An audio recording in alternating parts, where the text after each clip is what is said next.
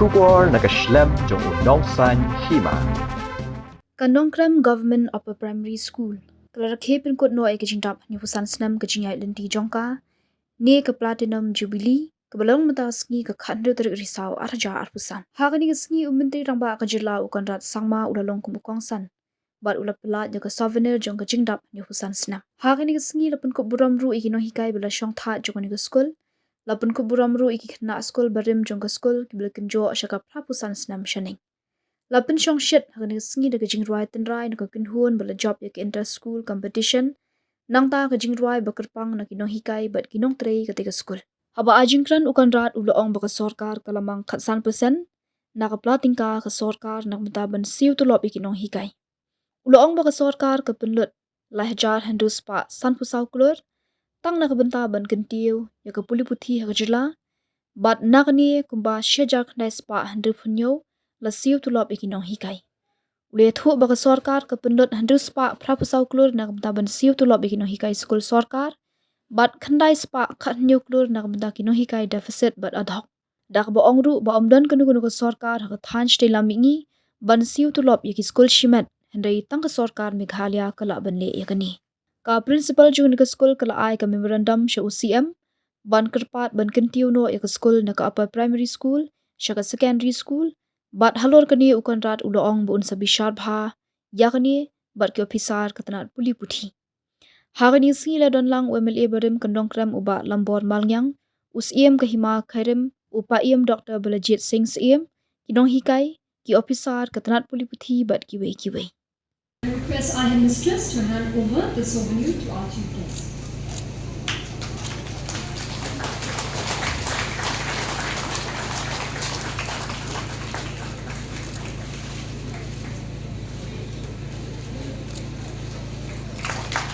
Please give a huge round of applause, ladies and gentlemen.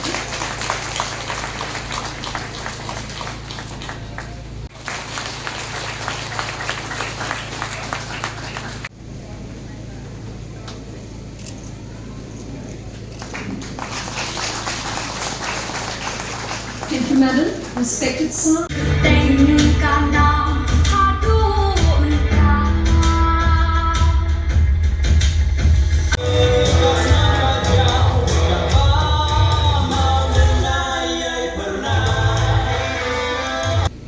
Where we gather together to celebrate 75 years of dedicated service to the people of this area and this constituency as a whole. I was having a chat with our DSCO, and he was mentioning to me that so you arrived 20 minutes before time. So I was thinking to myself, if you arrive late also people complain, if you arrive early also people complain. I don't know what to do.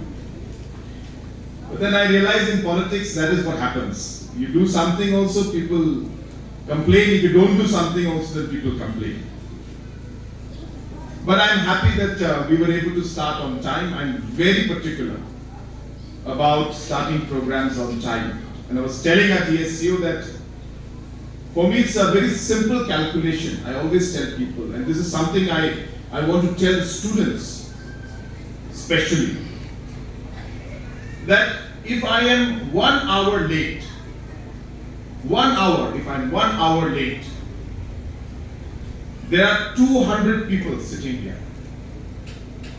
That means I have wasted 200 hours of time of the people present out here. That's almost close to 8 days we have lost by me being late by just 1 hour. Time is the greatest resource that we have, and I hope our children will remember this. That time is the most precious resource you have because it will never ever come back. Maintain your discipline, always be on time, because it's not just about you, it is about the precious time of others that you could be wasting. Friends, I take this opportunity to congratulate the Nonghikai Government Upper Primary School for completing 75 years. It is not a small feat. I congratulate the past principals, headmistress, headmasters, the past teachers, the past pupils, students who have been part of the journey of this beautiful school. How it started and where it is today. And I'm sure a vision has been set for where it should go in the days to come. So once again, I congratulate all the stakeholders who have made the Nonghikai Government Upper Primary School what it is today. Many, many congratulations to all of you, and may God continue to bless each and every one of you, and may God continue to bless the Nonghikai Government Upper Primary School. As a government, we make many investments. The last 7.5 years of our government has seen multiple investments being made in road sector, multiple investments in the education sector. This building behind us is just one of the 2,000 plus buildings that we have constructed. Schools were neglected in the past. I'm not blaming anyone. I'm stating facts. Schools were neglected in the past, but in the last 7.5 years, we have invested in school buildings. We have invested in tourism sector by creating different homestays, by creating different areas where tourism could be promoted. Our traditional areas, our cultural areas, some which were very meaningful to us but been neglected for years, our government invested in those areas in tourism. We have invested in sports. Just another example of the artificial turf which will be inaugurating after this program. And like this, artificial turfs and stadiums all over the state have been invested. But apart from all these investments, our government believes, and I, as the head of the government, believe that the greatest investment for us is the investment in human capital. The investment we make in human development. All of the other investments will mean nothing.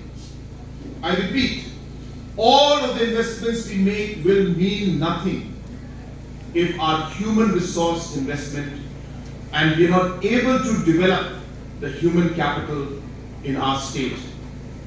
And that is the greatest investment that we can make and we should make. Meghalaya government today spends 15% of its budget on education alone.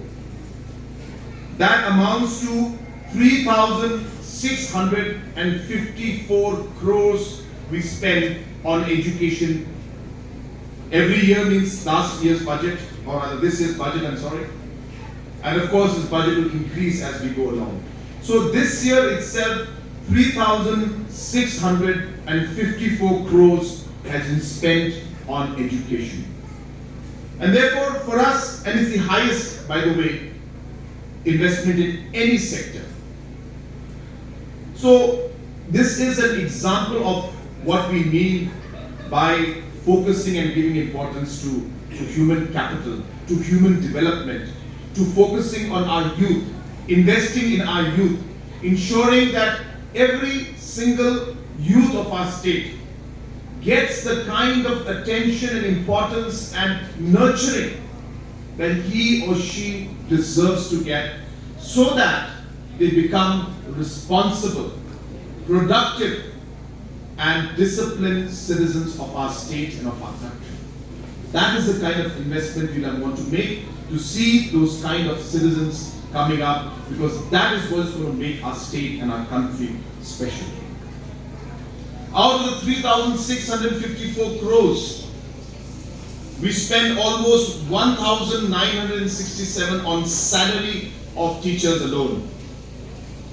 Government teachers, we spend 684 crores every year. Ad hoc and deficit teachers put together, that is grant and aid, we spend 917 crores in salaries to different deficit and ad hoc teachers. And let me share this with you. No other state in the Northeast supports private schools through grant and aid the way our state government supports. Not to compare, but Nagaland, there are no schools, private schools, that get grant and aid from government. Mizoram, less than 50 schools. Manipur, less than 100 schools. Arunachal, less than 100 schools. But Meghalaya government supports close to 4,000 schools that are privately owned, but government gives grant and aid through ad hoc as well as through deficit, amounting to 970 crores every year. SSAs, we spend 366 crores every year. So the investment and the money, and the budget that is required for education, we are spending. Friends, the challenge is that the return on this investment is not at the level that we all would desire that it should be. That is the challenge. So money is not the concern. Money is being spent. Where are we going wrong? Why is it that even after spending so much, we are not able to raise the standards of our schools? Slowly and steadily it is happening, but not at the pace that we would want it to. And what our director had mentioned is absolutely one of the key areas where the training of the teachers and the overall contribution by the teachers is very, very necessary and important.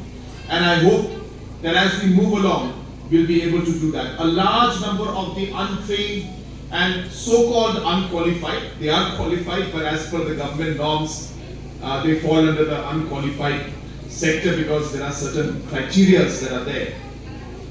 But there is a large section of teachers within our non-government sectors who still need some more training to be put under the qualified sector.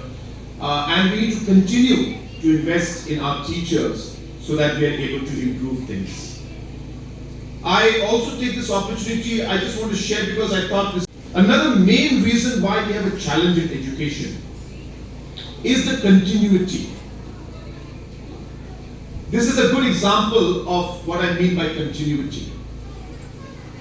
So for whatever reason in the past, in different villages, I'm not saying all, but in different villages you will find the government LP school is run by the government, upper primaries by the ad hoc, by maybe the Presbyterian church, the secondary school is run by SSA, and the higher secondary school is run, say, by the Catholic mission. So the student has to go through different schools and different categories, and the assessment that is made about Meghalaya as a school, they assess those 4 schools, though actually it's just one in that village, the continuity from 0 to, or from KG to class 12. But because there are different schools, the different standards come in, different aspects come in, and because of that, today we have, as I said, 14,000 schools in our state, compared to a state like Manipur, which has 4,000 schools. We have 55,000 teachers, compared to again Manipur, which is a population-wise very close to us. Manipur has about 35,000 teachers. We have 55,000 teachers. and different categories of school being run by different managing committees, and this continuity that we would want is not there. For example, here now the upper primary is run by government, and then again we go to secondary and high secondary school is there, which is run by deficit pattern by the Dorbar out here. That is, the local leadership has taken initiative and opened the highest secondary school. So challenges like these of multiple levels of schools, different schools at each level. There are some villages where we have got an LP school run by the government. Again, we have an LP school that is run by SSA. And again, we have an LP school run by, say, the One Mission, and another LP school run by a different mission. So you'll have five teachers in all of them, but each school will have 10 students. So if you count it all together, there'll be 40 students and there'll be 20 teachers teaching.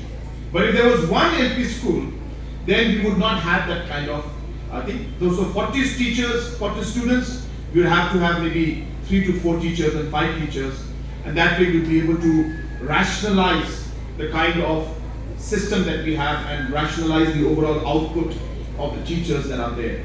So these kind of inherent structural challenges lie in our education system, and therefore it's not very easy for us to change that in a matter of a year, 2 years or 3 years. And obviously we cannot just close down the schools and say, well, from tomorrow this LP school will stop functioning or that school will stop functioning. We can't do that because livelihoods are connected to it, and obviously students are studying there. So we need to slowly and steadily move towards a system where we are able to rationalize the schools. I don't want to take you through the challenges that we face and why education sector is maybe one of the most challenging sectors for us. But I thought it's important for our citizens to understand the crux of the problem when education comes in. And that is why I think you must be reading in the news lately that maybe one of the most critical, difficult, as well as the game-changing decision that the government today is examining, which is to bring in a structured salary system for the ad hoc and the SSA schools, is maybe going to be one of the most important decisions we take in the education sector. Because once we do that, there will be financial implications, no doubt, in hundreds of crores maybe. But this is something that needs to be done so that the next 20 years, because this decision will take time to be implemented in the sense that when the rationalization of teachers takes place, a lot of the schools have expressed their concern and view that they would like to come into the government and government should take over the schools. And obviously only with the permission of the managing committee will we examine those areas. Those schools that don't want to come in, we will not force. A lot of politics was played around this, saying that government is going to forcefully come in and take over all the deficit schools, take over the deficit colleges, take over the different schools that are run by different managing committees. Absolutely wrong. Absolutely incorrect. We want to help. We want to work with the schools together. If there is any school that is desiring and willing to work with the government, only then will we extend our hand and say, let's work together. But if a school desires to run the way they want to run right now with their own ownership, with their own managing committee, government is not going to intervene in it. I'm very, very clear. But because we started the discussion with different schools, some people felt that we are forcefully going to take over those schools, which is incorrect. I will clarify this once more on this platform that that is not going to be the case, but slowly and steadily I'm hoping that reforms will take place in the education sector, and I hope that one day we will be able to see the education sector improve and the investments that we make will bear the kind of returns and results that we require, because as I said in my opening remarks, the greatest investment we can make in the state is investment on human resource. There's a Chinese saying which my father and I used to always quote, and I'll quote it today, and why I believe in this, that investment in human capital is important. Because it's a Chinese proverb and I'm sure everybody's heard it. And it says that if your vision is for 1 year, or sorry, your vision is for 1 month, sorry. If your vision is for 1 month or few months, nurture flowers. Because the moment you nurture flowers, you will get results in a few months' time.